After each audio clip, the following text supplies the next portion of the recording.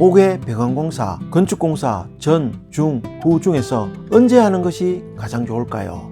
기초 터파기 전에 대매옥이를 할 때, 마당 마무리 공사를 할 때 어떤 것이 맞다 딱히 말하기는 어렵지만은 각각의 장단점을 분명히 알 필요는 있겠죠. 분명한 거는 일찍 하면은 일찍 할수록 공사 기간 동안에 옥외 배관에 대한 검증을 할 수는 있지만은 관리에 신경을 써야 하고, 업자의 입장에서는 늦게 할수록 좋고 건축주의 입장에서는 일찍 할수록 좋다, 개략 그렇게 말할 수는 있습니다. 철수를 할 때를 기준으로 이상이 없다고 잠금 정리를 하고 나면은 그 이후에 생기는 문제는 건축주 사용상의 부주의 또는 천재지변으로 인한 어쩔 수 없는 변형이라고 우기면은 시시비비를 가리는 것은 거의 불가능합니다. 그냥 건축주가 부담할 수밖에 없는 거죠. 청도 화양 전원주택은 대매옥이를 하면서 옥외 배관공사를 했습니다. 착공 시에는 농막이 있었고 정화조가 필요 없는 지역이고 오수바지가 이미 설치되어 있는 그런 땅이었습니다. 정화조 설치 비용, 오수관로 연결을 위한 도로 굴착 비용이 필요 없다는 얘기죠. 변기에서 나오는 오수도, 싱크대에서 나오는 하수도 여기 오수바지로 모여서 하수관로로 보내집니다.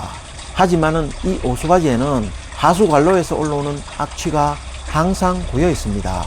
그래서 싱크나 욕실에서 냄새가 난다면은 1차적으로 이 봉수 트랩이 제 역할을 못한다 추정해 볼 수는 있습니다. 어쨌든 청도 현장은 이 100mm PVC 배관 2개를 찾아서 각각 연결하면은 오하수 걱정은 끝, 대충 그런 얘기입니다. 문제는 주택 욕실에서 오수바지까지 거리가 거의 50m나 된다는 현실입니다. 배관 길이가 길어지면은 구배 잡기도 어렵지만은 그만큼 처짐의 가능성이 있어서 여간 신경 쓰이는 일이 아닙니다.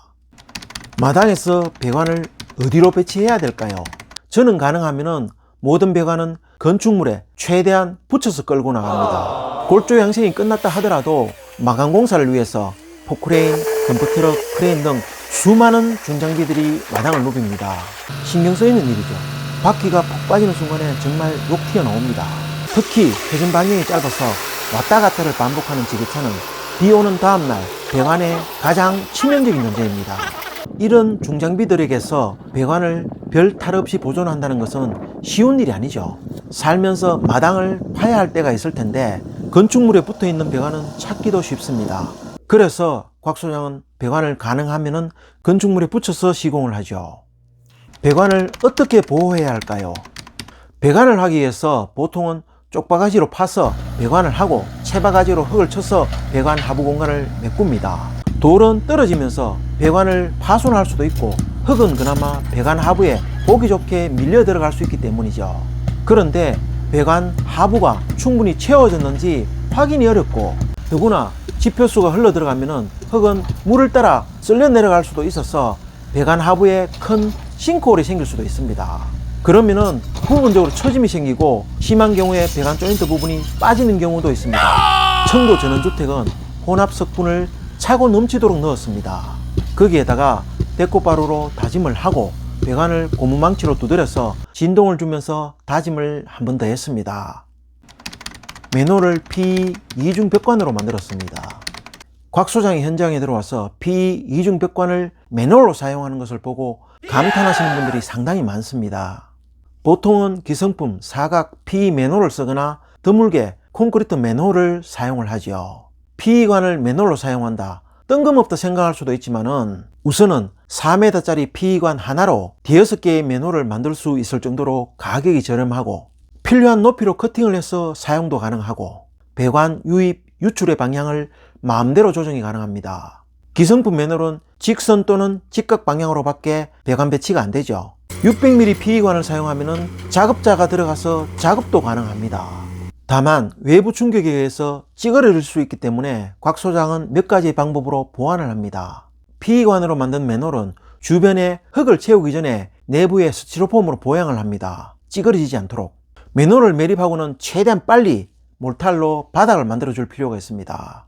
맨홀 바닥이 없는 상태에서 큰 비가 오면은 배관 바닥으로 유입되는 지하수 때문에 바닥 하부가 깔아앉을 수도 있고 배관 주위에 처갑이 커지면은 PE 맨홀이 찌그러질 수도 있습니다. 그래서 맨홀 주위에 돌을 채워 넣고 몰타를 묽게 만들어서 부어 넣으면은 섬에 들어가서 맨홀 주위가 일종의 보호 콘크리트가 됩니다. 한편 공사하는 기간 동안에 많은 중장비들이 저 우수 배관위를 밟고 다닐 수도 있습니다. 부분적인 맨홀의 변형은 기성품 PE 맨홀도 마찬가지입니다. 우수 라인 주위를 혼합 스푼을 채우고 지나칠 정도로 다짐을 한 이유도 이 때문이었습니다. 여기에다가 중장비들이 다니는 우수 라인 위에는 하판을 깔아서 항상 조심하라는 뜻으로 표시를 했습니다.